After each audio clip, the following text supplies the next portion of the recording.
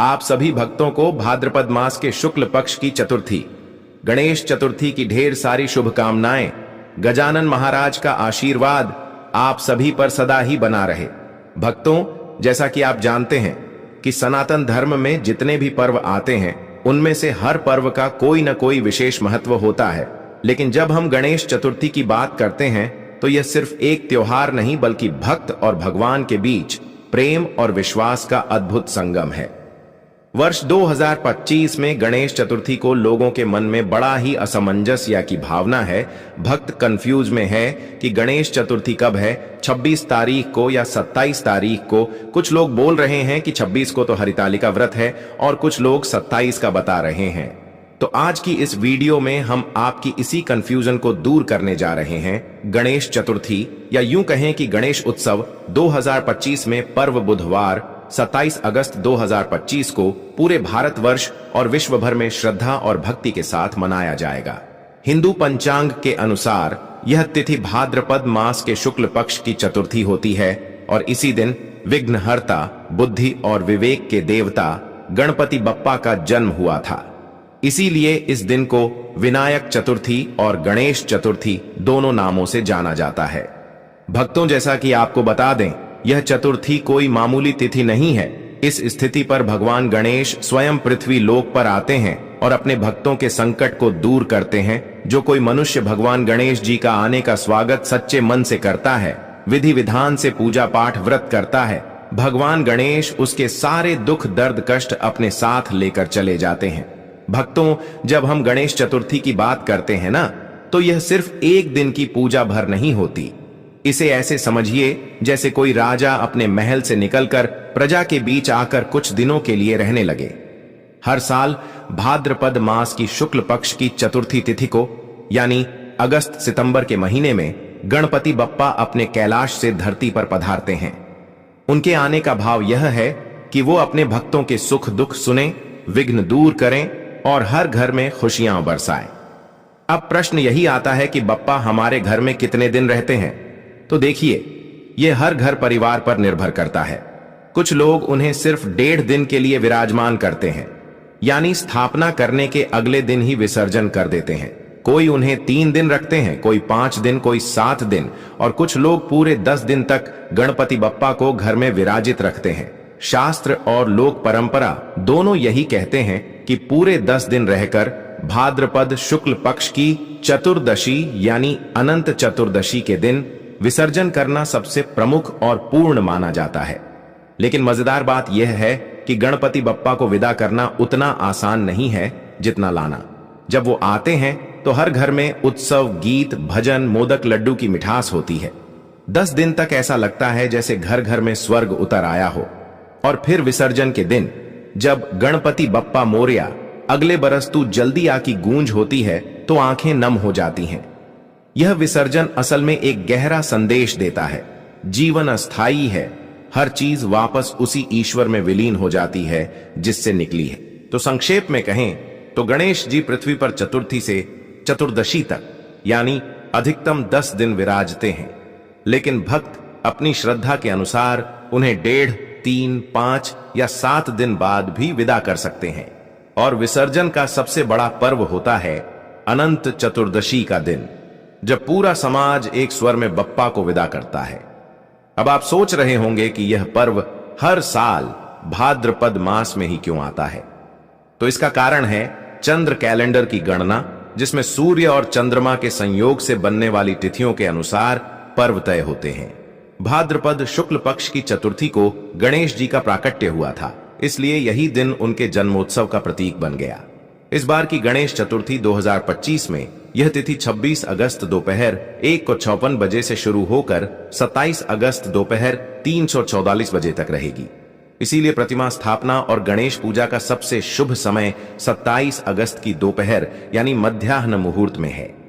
गणेश जी की पूजा का शुभ मुहूर्त 11:05 बजे से 1:40 बजे तक रहेगा, जिसमें पूरे विधि विधान से गणपति की स्थापना करनी चाहिए। यह समय इसलिए शुभ माना जाता है क्योंकि शास्त्र कहते हैं कि चतुर्थी की मध्याह्न बेला ही गणपति की पूजा का उत्तम काल है। यही कारण है कि महाराष्ट्र, मध्य प्रदेश, उत्तर प्रदेश, गुजरात, दिल्ली, राजस्थान ही नहीं बल्कि विदेशों में बसे भारतीय भी इसी दिन गणपति बप्पा की स्थापना करते हैं। इससे पहले हम जान लेते हैं कि चतुर्थी व्रत की पूजा का शुभ मुहूर्त क्या है, क्योंकि शुभ मुहूर्त में किया हुआ उपाय हमेशा ही लाभ प्रदान करता है, वह कभी निष्फल नहीं जाता। अब अगर शुभ मुहूर्त की बात करें तो जैसा कि बताया गया 2025 में गणेश चतुर्थी का शुभ समय 27 अगस्त को 1105 बजे से 140 बजे तक है। हालांकि भारत के अलग अलग शहरों में यह समय कुछ मिनटों का अंतर ले सकता है। जैसे दिल्ली में यह समय 1105 से 140 बजे तक है, मुंबई में 1124 से 150 बजे तक, चेन्नई में 10:65 से 125 बजे तक और कोलकाता में 10:28 से 106 बजे तक रहेगा। इस मुहूर्त में गणेश जी की स्थापना करना सबसे उत्तम है, क्योंकि शास्त्र कहते हैं कि मध्याह्न काल में की गई पूजा भगवान गणपति को अत्यंत प्रिय है। इसके अलावा इस दिन चंद्र दर्शन से भी बचना चाहिए, क्योंकि मान्यता है कि चतुर्थी के दिन चंद्रमा को देखने से मिथ्या दोष लगता है और मनुष्य पर झूठे आरोप लगते हैं। इसलिए इस दिन 26 अगस्त दोपहर 1:54 बजे से रात 8:29 बजे तक और 27 अगस्त सुबह 9:28 बजे से रात 8:52 बजे तक चंद्रमा को देखने से बचना चाहिए, क्योंकि चंद्रमा को देखना शुभ नहीं माना जाता। स्थिति में आप गणेश जी का ध्यान कीजिए, साथ ही साथ भगवान भोलेनाथ, माता पार्वती जी का भी आप ध्यान करके पूजा पाठ व्रत कर सकते हैं।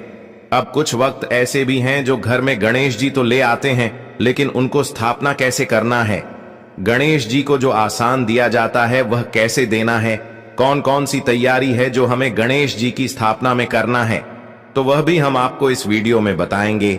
इसके लिए आपको वीडियो के अंत तक बने रहना है, तभी आपको संपूर्ण जानकारी प्राप्त होगी, अन्यथा आपसे इतनी महत्वपूर्ण जानकारी छूट सकती है। अब बात करते हैं स्थापना की। गणेश चतुर्थी पर गणेश जी की प्रतिमा घर लाने का महत्व सिर्फ पूजा पाठ तक सीमित नहीं, बल्कि यह भगवान को अपने घर में, अपने दिल में, अपने परिवार में स्वागत करने का प्रतीक है। शास्त्रों में कहा गया है, गणपति बप्पा मोरया, अर्थात जब गणेश जी हमारे घर पधारते हैं तो वे सिर्फ मूर्ति नहीं होते, बल्कि साक्षात विघ्नहर्ता के रूप में हमारे बीच विराजमान होते हैं। स्थापना से पहले घर की अच्छे से सफाई करनी चाहिए, क्योंकि यह सिर्फ बाहरी शुद्धि नहीं बल्कि मन और विचारों की भी पवित्रता का प्रतीक है। स्थापना के लिए मिट्टी की प्रतिमा सबसे श्रेष्ठ मानी जाती है, क्योंकि यह पर्यावरण के अनुकूल होती है और विसर्जन के समय यह धरती में मिलकर पुनः पंच तत्व में विलीन हो जाती है। प्रतिमा घर लाने से पहले कलश स्थापना करना चाहिए और स्थापना स्थल को लाल या पीले वस्त्र से सजाना चाहिए। गणेश जी को पूर्व या उत्तर दिशा की ओर मुख करके स्थापित करना चाहिए, क्योंकि यह दिशा समृद्धि और सकारात्मकता का प्रतीक मानी जाती है। मूर्ति पर सिंदूर, दूर्वा, 3 पत्तियों वाली घास जो गणेश जी को अति प्रिय है, फूल, मोदक और लड्डू अर्पित करें। यह सब करने का कारण सिर्फ परंपरा निभाना नहीं है, बल्कि हर अर्पण का एक आध्यात्मिक और वैज्ञानिक कारण है। जैसे दूर्वा शीतलता का प्रतीक है, मोदक ज्ञान और प्रसन्नता का प्रतीक है और लड्डू समृद्धि का प्रतीक है। इस प्रकार जब हम गणेश जी की स्थापना करते हैं तो वास्तव में हम अपने घर में सुख, समृद्धि, शांति और ज्ञान की स्थापना कर रहे होते हैं। इस प्रकार को आपसे गणेश जी की सच्चे मन से पूर्ण श्रद्धा भाव से स्थापना करना है और प्रतिदिन जितने भी दिन गणपति बप्पा आपके घर में विराजमान रहेंगे, उतने दिन आपको कम से कम आरती करना है और भोग में गणेश जी के प्रिय भोग मोदक चढ़ता है। तो अब पूजा विधि की बात करें तो सुबह स्नान कर शुद्ध वस्त्र धारण करें और संकल्प लें, मैं भाद्रपद मास शुक्ल पक्ष की चतुर्थी को विघ्नहर्ता गणपति की पूजा करूंगा, उनका आशीर्वाद प्राप्त करूंगा। इसके बाद घर के पूजा स्थल में गणेश जी को स्थापित करें। शास्त्रों के अनुसार गणेश पूजन षोडशोपचार से करना चाहिए, यानी 16 प्रकार की सेवाएं, आवाहन, आसन, पाद्य, अर्घ्य, आचमन, स्नान, वस्त्र, गंध, पुष्प, धूप, दीप, नैवेद्य, आरती, मंत्र जप, प्रदक्षिणा और नमस्कार। प्रत्येक सेवा का अपना महत्व है। उदाहरण के लिए दीपक जलाना अज्ञान के अंधकार को दूर करने का प्रतीक है, धूप वातावरण की शुद्धि का प्रतीक है और नैवेद्य अर्पित करना भगवान को अपने जीवन की सारी उपलब्धियां समर्पित करने का भाव है। व्रत नियम के अनुसार इस दिन प्रातः से लेकर पूजा के बाद तक व्रत रखना चाहिए। कुछ लोग फलाहार करते हैं, कुछ लोग निर्जल उपवास भी करते हैं, लेकिन मूल नियम यह है कि व्रत के दौरान मन और वाणी की शुद्धि रखनी चाहिए। झूठ, क्रोध, हिंसा और नकारात्मक विचारों से बचना चाहिए। व्रत का उद्देश्य शरीर को कष्ट देना नहीं है, बल्कि आत्मा को शुद्ध करना और भगवान से सच्चे मन से जुड़ना है। अब आती है सबसे मुख्य बात, आरती। गणेश जी की पूजा बिना आरती के अधूरी मानी जाती है। जब परिवारजन और भक्त मिलकर हाथों में दीप लेकर जय गणेश देवा गाते हैं तो ऐसा लगता है जैसे पूरा वातावरण ही गणेशमय हो गया हो।